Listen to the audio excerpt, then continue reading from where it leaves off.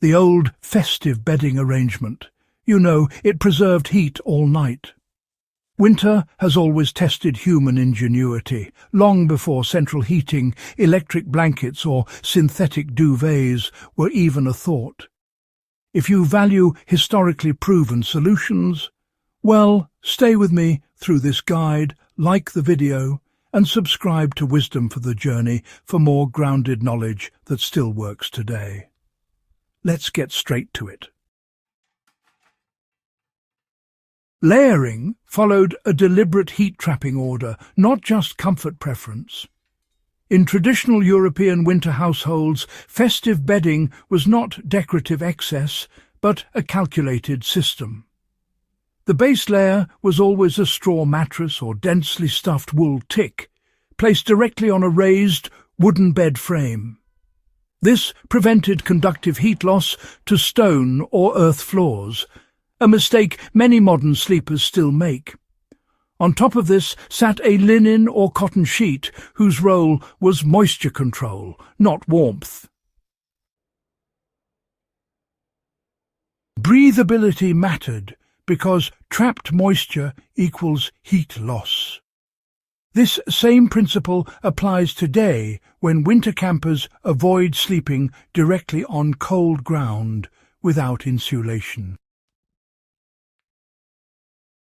The heavy woolen middle layers did the real thermal work. The true heat retention came from multiple wool blankets, stacked rather than a single thick one. Wool traps air between fibres, creating insulation that remains effective even when slightly damp. Festive bedding used 2 to 3 wool layers, each brushed and aired daily to maintain loft.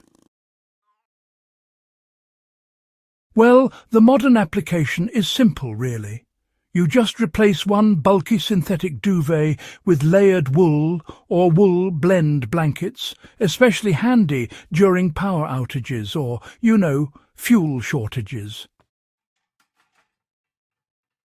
Feather beds were placed above, never below, for a specific reason.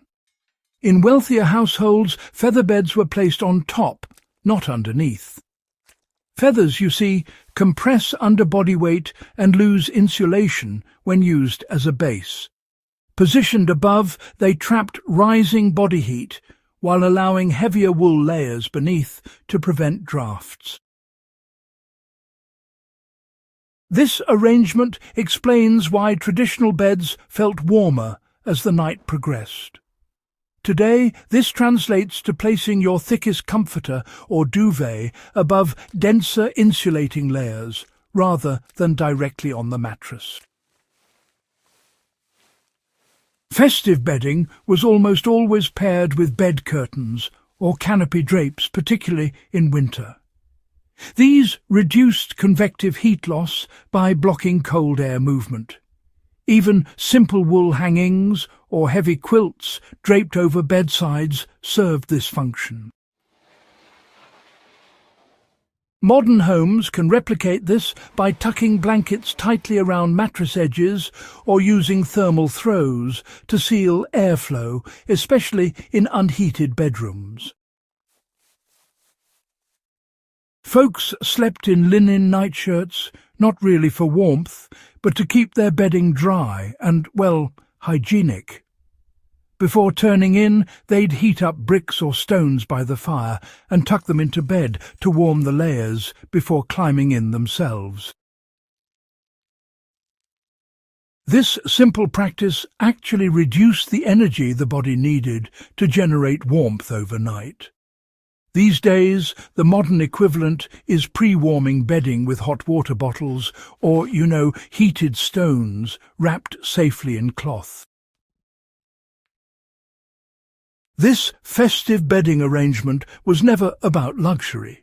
It was survival, refined by experience, and honestly, it still works in modern winters, especially when energy costs rise and heating fails.